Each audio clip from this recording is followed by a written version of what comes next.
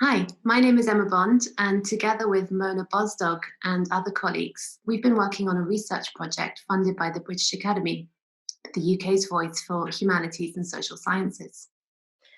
What we were thinking about doing today is just sharing some of our work, which explored the history of the sugar industry in the port town of Greenock on the west coast of Scotland. So Emma, can you tell us a little bit about Greenock? Why is it known as Sugaropolis? So the business of sugar refining started in the town in 1765, and it soon flourished. By the end of the 19th century, Greenock was the largest sugar depot in the United Kingdom. It had 15 refineries in operation at its peak around the end of the 19th century. And sugar attracted a whole economy around it. So Greenock had its own bank, it had its own sugar exchange, and it had its own railway line connecting it up with Glasgow, which was built in 1841. Greenock was also really well known for shipbuilding. So ships would leave Greenock with supplies, particularly for the colonies in the West Indies. Herring is a good example of this. David Alston has recently shown that 61% of salted herring sent to the West Indies was exported from Scotland, and usually from Greenock. So then those same ships would come back loaded with sugar, rum, tobacco, mahogany, and so on. But Greenock isn't as well known for the significance of its colonial industrial past as other comparable cities such as Liverpool and Bristol are.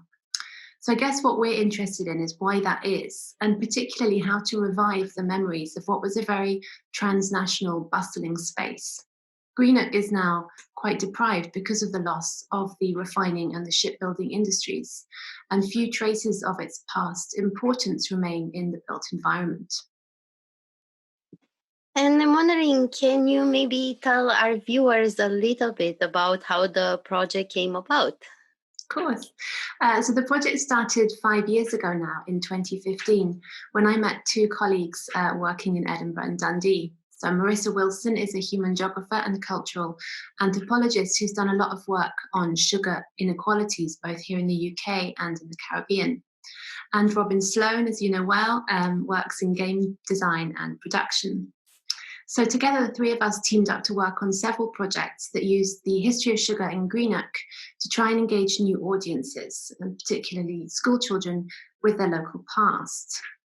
And with undergraduate student teams at Abertay University, we then produced two game prototypes for use in museum settings around the sugar history. And then you came along, Mona, and I think you really expanded what we thought we could achieve with our sugar focus, sort of sense of sugar as a material and something that you can obviously smell and eat. So Mona, could you tell us why you think the senses are so important in re-evoking places such as Greenock? Yes, I can, and I'm really passionate about this. So I think Greenock's history, as far as sugar is concerned, was very much a sensory one. So the taste, the materiality, and the smell of sugar permeated all aspects of life in Greenock. And it was an important aspect of the economy, but also it was an important part in how people created their sense of place. So how various areas in Greenock smelled like, how the smell traveled with the wind, the constant soundtrack to their lives formed the hustle and the bustles of refineries and shipyards, but also the taste of their childhood, for example. So when sugar formed such an important part of their kind of like diet. And the smellscape of Greenock in particular was generated by its sugar industry, a unique layering of the sickly sweet and burnt smell of the molasses, the smoke from the refineries and the ships, but also the smell of burnt animal bones that they did at the Pointers factory, where charcoal was used in the refining process. So we wanted to tap into those memories by experimenting with innovative methods for aiding this remembrance of taste and smell, and by extension of the larger aspects of life in Greenock associated and thus prompted by those smells. Yeah, so it's a really exciting smellscape, isn't it? What kind of activities do you think we can do to capture this sugar past of Greenock in sensory ways? Well, because sugar has such a sensory presence, we wanted to create group participatory activities that would allow participants to taste and smell familiar sugary treats from their own past. I guess we could call them maybe sensory recall activities. So we carried out a series of taste interviews in which we invited participants to taste and smell sugary treats from the past. Sugar alley water, which was a local drink made of licorice sticks, sugar, and water, and which was left to ferment in a glass bottle under the kitchen sink, usually, until it turned dark brown. You'll probably remember this well, as will I. But also other treats like golden syrup, tablets, shortbread, and macaroons. And we invited the participants to taste the sweets and to write down any memories that the taste brought back for them. And then we asked them to share these memories with the entire group, and recorded these sharings and their memories of making, eating, and drinking them in the past. But we also found, and this was really interesting, that this often triggered other memories of local places, such as cafes, sweet shops, pubs, and past holidays, but also working patterns. So, for example, how people worked in the shipyard and what happened when their working day finished in the shipyards or the refineries. So then we wanted to use these taste interviews as a basis to explore different types of creative outputs that would capture and make more accessible, perhaps, these memories to a diverse audience.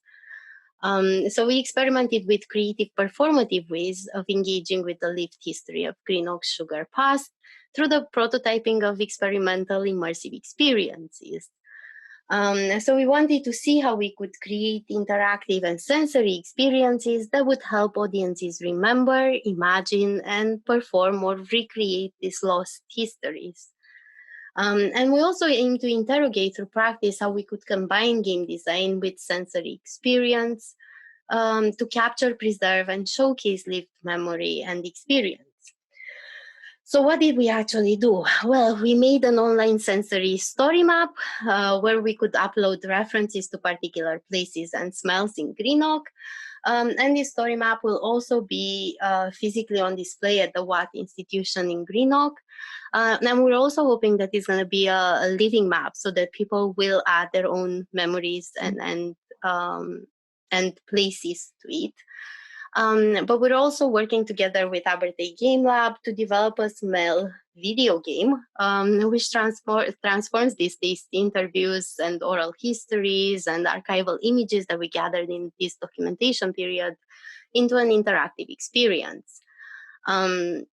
So drawing from the oral histories and the smell memories that we identified in the taste interviews, we thematically grouped them, the memories of smell, into 5 categories. So we had the good sweet, which was the memories of sweets, candy, and penny caramels, ice cream from the tallies, which was the slang for local Italian-owned shops. But then also sickly sweet, which were the memories of sugar refining, so molasses and treacle. Bittersweet, which were the childhood memories relating to making the sugar alley water and the bittersweet taste of licorice. Salty sweet, the memories of Greenock and its industries on the Clyde River, so the smells of sugar, smoke, and sea salt. And burnt sweet, which were the memories of the Pointer's Bone Factory and the smell of burning animal bones, which were used in the refining process. And these kind of like 5 different smells were then, I don't know if I can say bottled, maybe.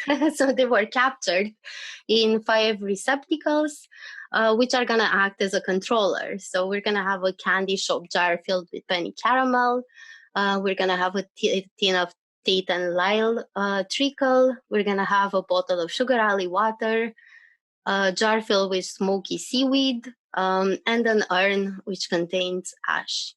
So as the players open up and smell these receptacles, they can also listen to memories of Greenock inhabitants related to that smell. So that's a little bit about the games.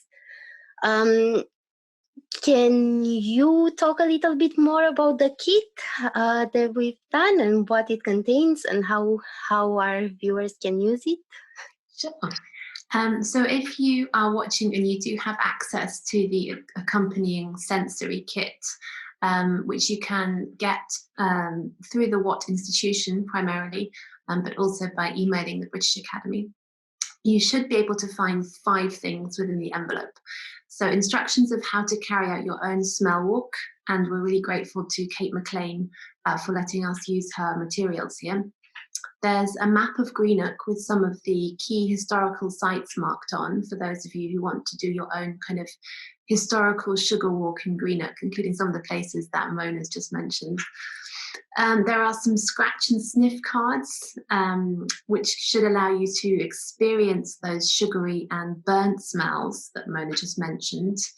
There's a recipe kit for making sugar alley water for yourselves, and a stick of licorice, so that you can follow the recipe without having to go anywhere. That's it. Yeah, we'd really, really love to hear about your experiences of creating your own smell wax or making your own sugar alley water at home, and what you think of it. But would also love to hear about any kind of childhood memories that you have, and that you're kind of happy to share with us. So you can share an image of your completed form with us via Twitter at EFBond or at Mona Bozdog, and use the hashtag #MySugarStory. Yeah. So thank you all for listening. We hope that you know a little bit more now about the history of Greenock and about how our sense of smell can open up our understanding of the past and of the places that we live in.